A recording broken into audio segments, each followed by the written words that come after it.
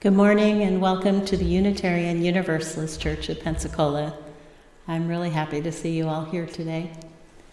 My name is Kate Wolverton. I go by the pronouns she and her. I do have a few announcements. This one from Denise Gunn. If you don't know, she's working with the children at this time of year.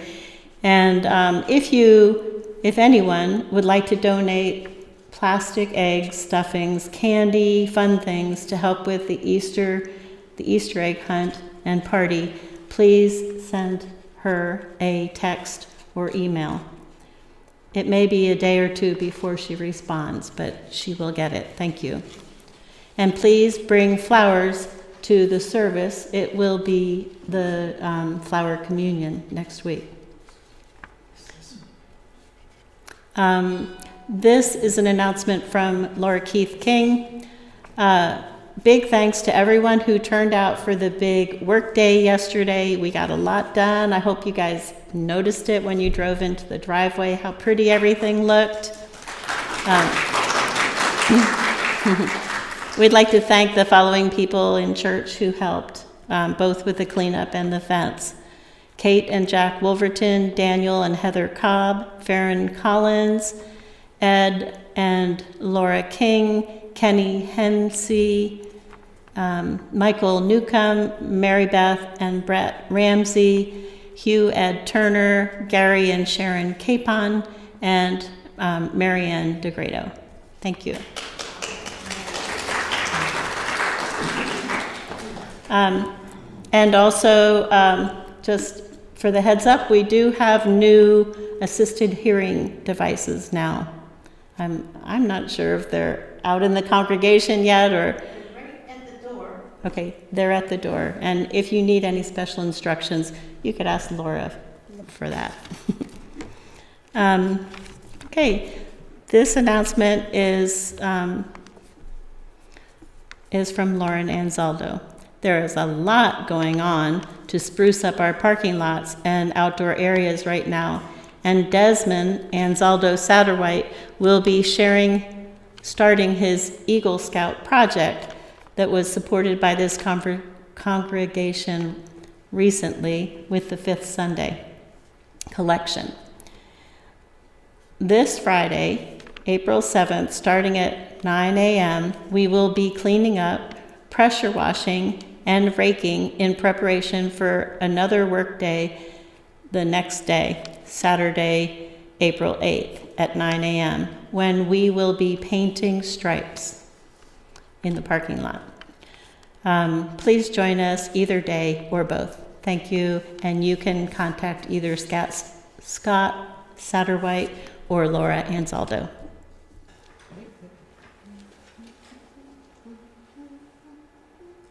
Shalom, Haverim, Shalom, Haverim, Shalom, Shalom, Lahitraot, Lahitraot, Shalom, Shalom, Shalom, Haverim, Shalom, Haverim, Shalom, Haverim, Shalom, Shalom,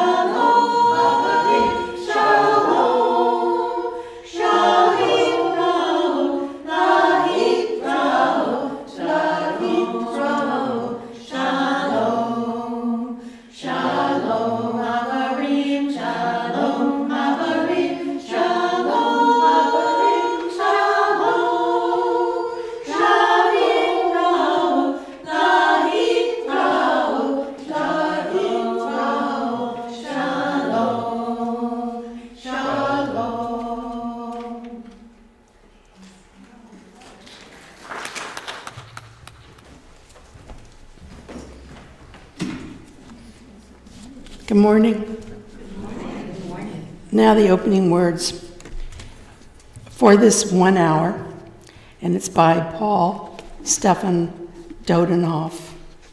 For this 1 hour, Spirit of Life, we let go. For this 1 hour, may we let go of our anxieties, our fears, our anger, our self-doubts, our regrets, our petty grievances, and our distractions. For only for this 1 hour, let the flame of this chalice burn them from our hearts and minds and light our way to peace and serenity for this one holy hour. Now we have the opening hymn. Hymn 100, I've Got Peace Like a River. And stand if you are able. And if you'll stay standing while we recite our covenant. Thank you.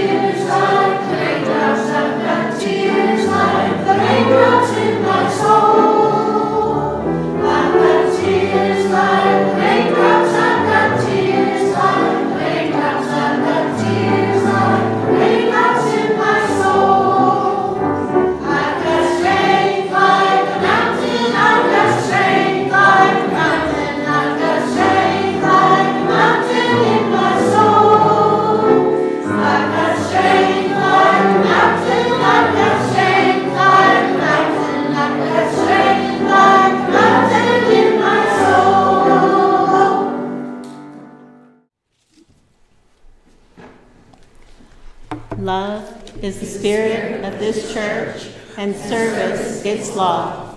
This is our covenant, to dwell together in peace, to seek the truth in love, and to help one another. I have a little book for all ages, the Peace Book. Peace is keeping the water blue for all the fish. Peace is listening to different kinds of music. Peace is saying you're sorry when you hurt someone. And peace is helping your neighbor. Peace is reading all kinds of different books. And peace is thinking about someone you love. Peace is giving shoes to someone who needs them.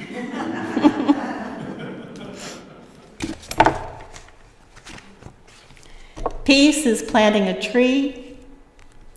Peace is sharing a meal. Peace is wearing different clothes. Peace is watching the snow. Peace is keeping the street clean.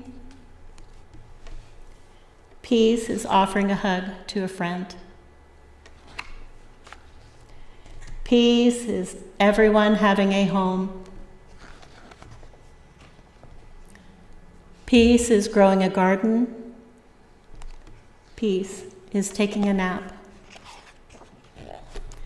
Peace is learning another language. And peace is having enough pizza for the world, in the world for everyone. Peace is keeping someone warm. Peace is a new baby being born. Peace is being free.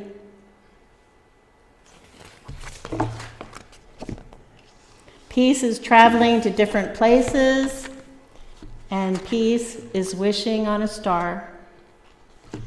Peace is being who you are.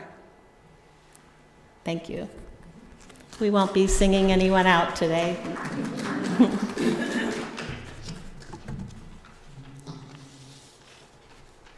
Okay, this is the time for our offering.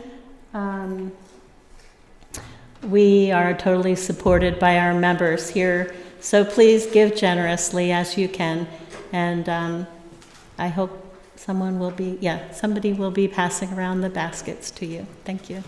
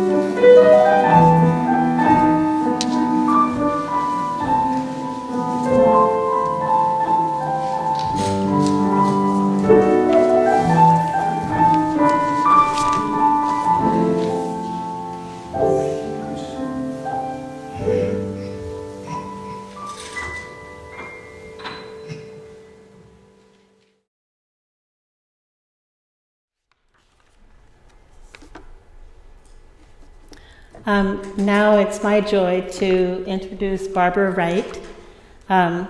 She's been a member here for almost 2 years. She started out by going to Sunday school and church with the Presbyterian Church and switched to Methodist, and now she's a member here at UUCP.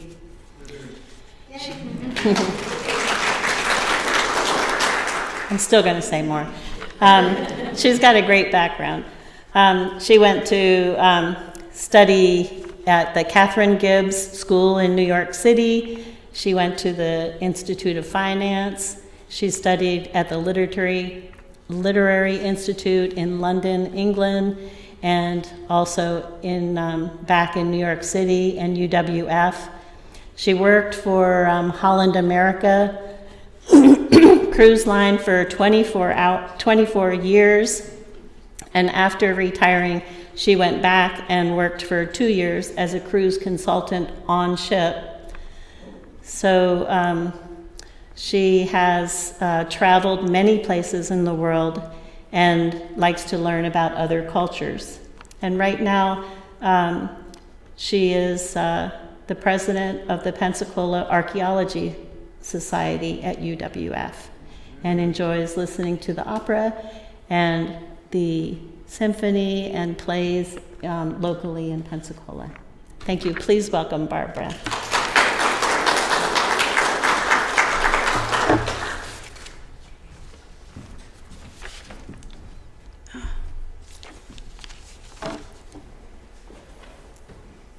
Thank you, Kate. Yes, I'm Barbara Wright, and nice to see you. I've said that already, but and my pronouns are she and her. I guess I need to throw that in too. Today is a continuation of our Peacemakers series, and this is the third installment. And I'm going to be talking about Bruno Hussar first, and then Desmond Tutu. I had never heard of Bruno Hussar. Has anyone ever heard of Bruno Hussar? That makes me feel less stupid, thank you. Because I thought, I don't know who he is.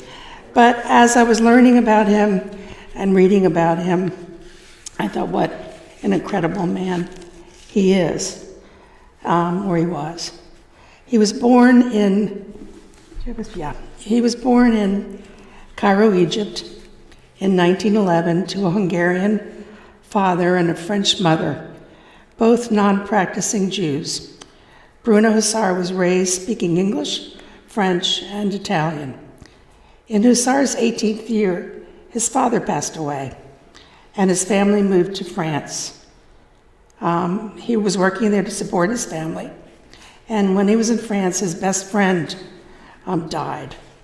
And this caused Hussar to ponder the meaning of life, as we all do. And seeking answers, Hussar started reading the Bible, and he began to feel deeply connected to both Judaism and Christianity. And with his mother's blessing, he became a Catholic priest. Hussar's diverse identity served him well in Israel, the setting of his life's work and a land of tremendous religious diversity. After Hussar became a priest, his superior asked him to spend a year in Israel exploring ways to establish a Dominican center for Jewish studies there. Hussar jumped at the chance.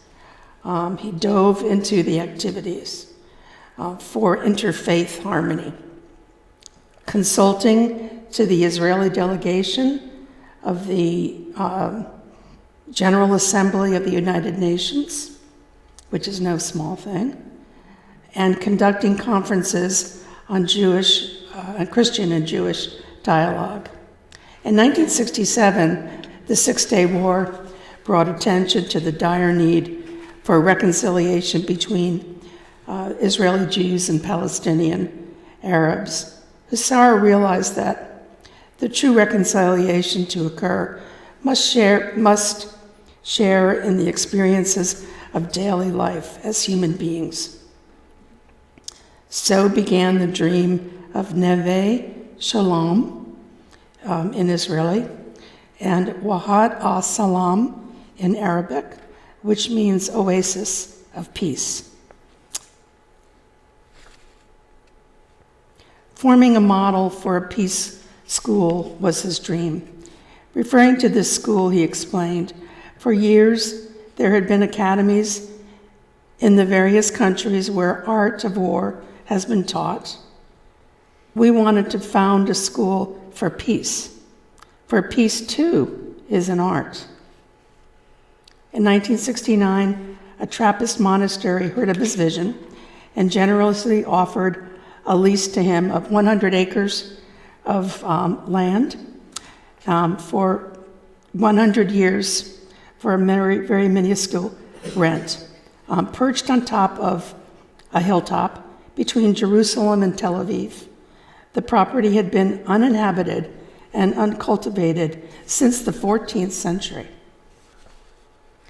Laying the groundwork for the village, the intrepid priest and his friends faced grueling work, hardship, harsh living conditions, with plenty of snakes and scorpions, and no electricity, no water, no roads.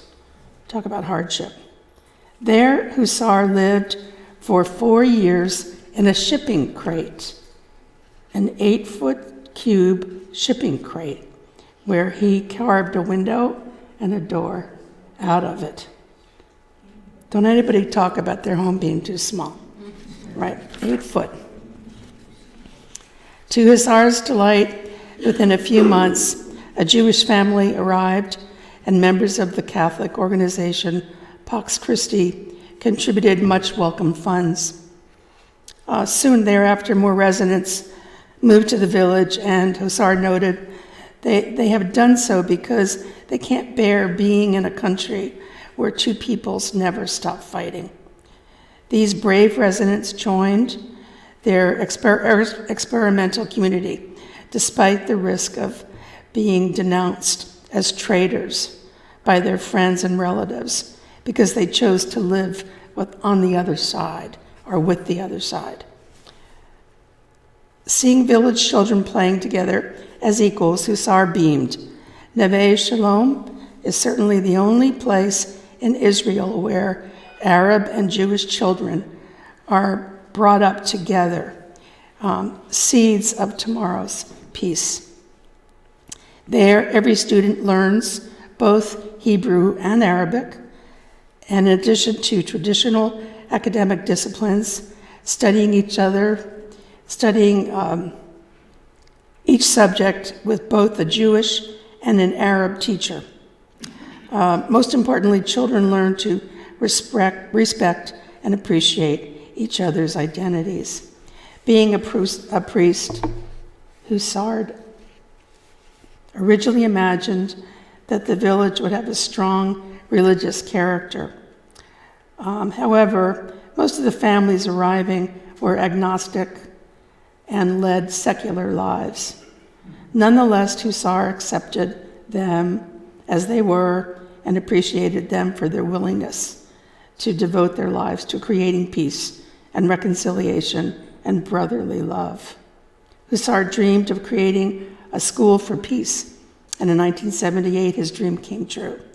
The School of Peace brought together teenage Jews and Arabs from around the region for workshops in which they met the enemy face to face. We asked the young Jew to put himself in the skin of the Arab, and the young Arab to put himself in the skin of a Jew. That brought them to a very uncomfortable experience, the experience that maybe the other one was a little bit right, and maybe the other one was a little bit wrong, and I have to go further and understand a little bit more. This is the beginning of dialogue. Today, approximately 100 families call the village home, and there are 300 families on waitlist. Upwards of 250 students attend the Oasis of Peace School, which includes a nursery, a kindergarten, a primary school, and a junior high. 66,000 participants have attended the School for Peace workshops, including people throughout the region, as well as from countries such as Cyprus, Kosovo, and Northern Ireland. More than 500 people have been trained as moderators in the school's conflict management approach.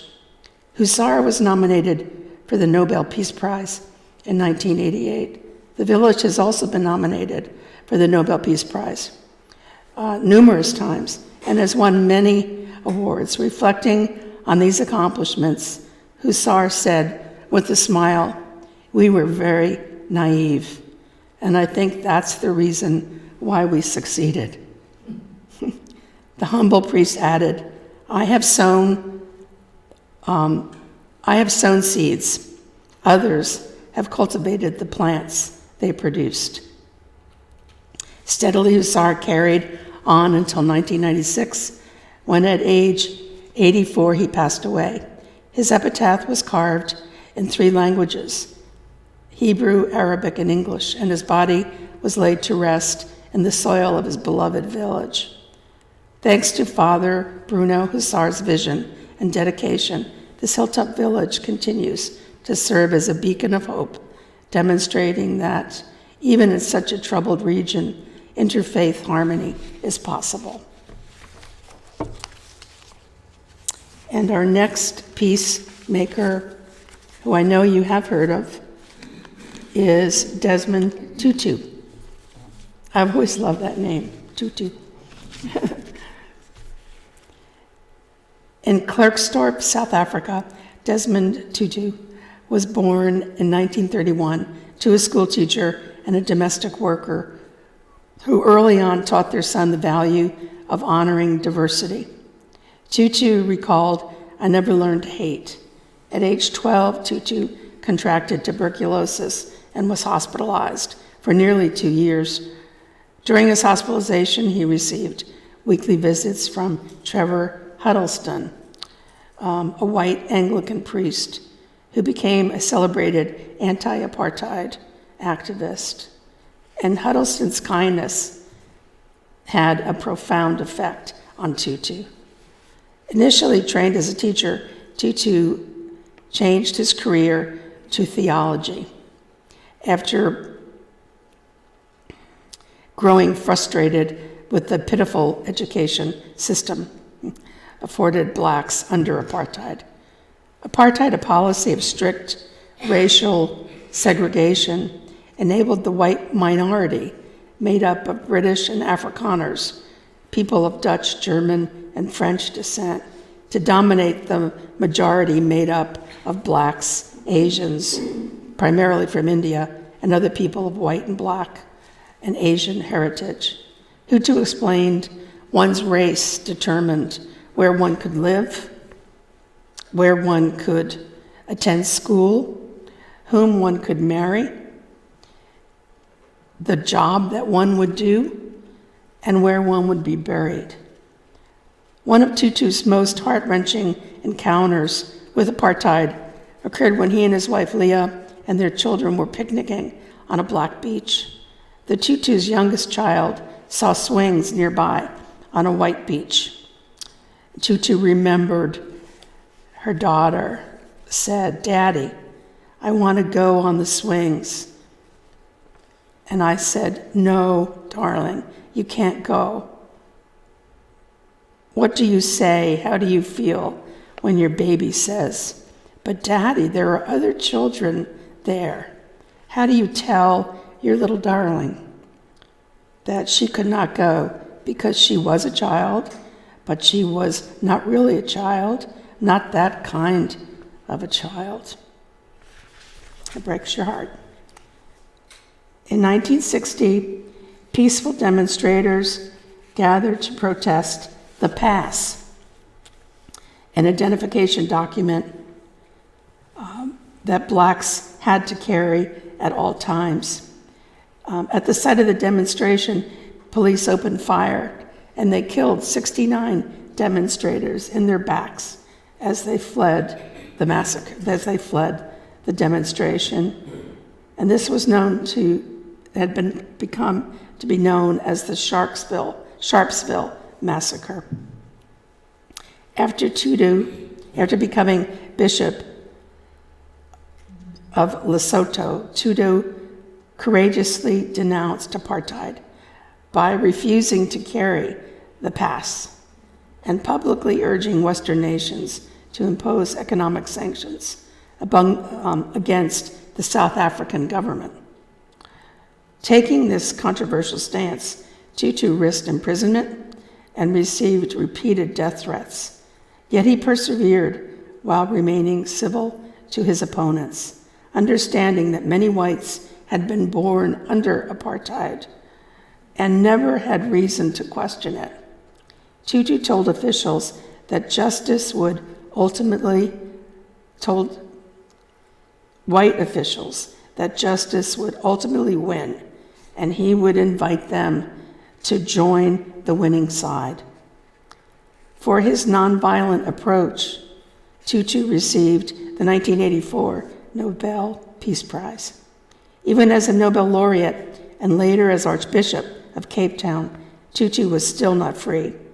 And he had to wait until he was 62 years old before he was allowed to vote in his country. Responding to the injustice of apartheid and the need for genuine and radical reform, President F.W. de Klerk dismantled apartheid, released leading anti-apartheid activist Nelson Mandela from prison.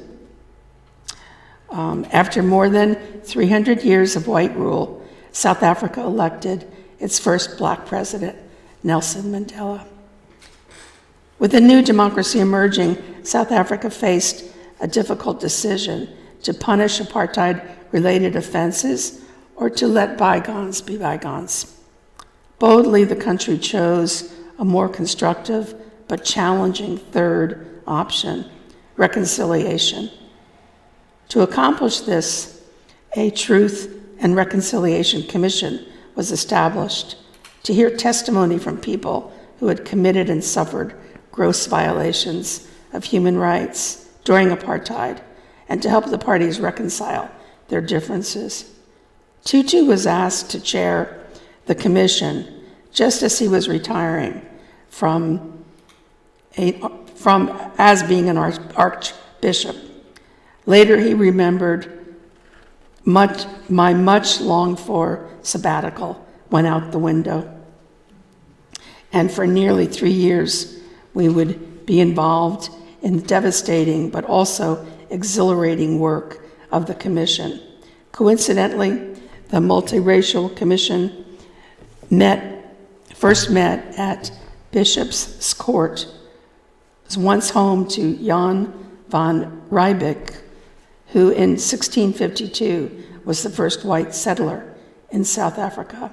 Tutu reflected, although we were asked to deal with a period of 34 years, from 1960 to 1994, we were really talking about what had been happening in our beautiful land since 1652. The commission collected statements from over 20,000 South African participants who bravely came forward to tell their stories, and in doing so often felt a great sense of relief. Tutu saw that in an effective way of uncovering the truth.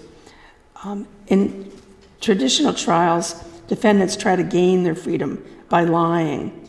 In these hearings, perpetrators had to fully confess their crimes in order to gain their freedom. Reparations were an acknowledgement of victims' suffering and a step towards closure.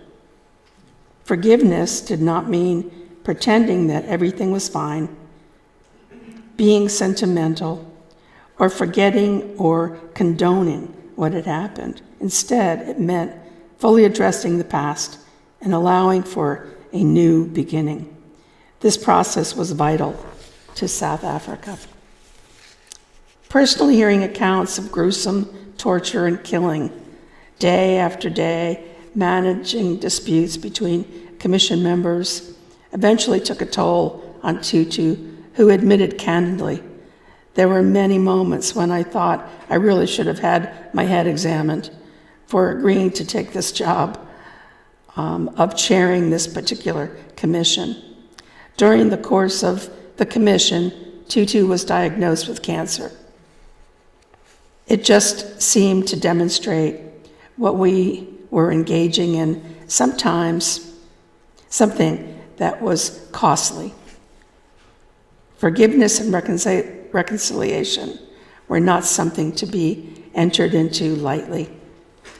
Thankfully, he recovered both in body and spirit, noting after the grueling work of the commission, I came away with a deep sense, indeed an exhilarating realization, that although there is undoubtedly much evil about, we human beings have a wonderful capacity for good.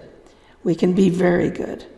This is what fills me with hope for even the most intractable situations. He died in 2021 at age 90. But before his death, he continued to circle the globe enthusiastically, sharing his insights with people everywhere, especially his belief in the unity of humanity. He declared, "In the human family, there are no outsiders. We are all insiders. All belong Isn't that fantastic? Now for the closing song.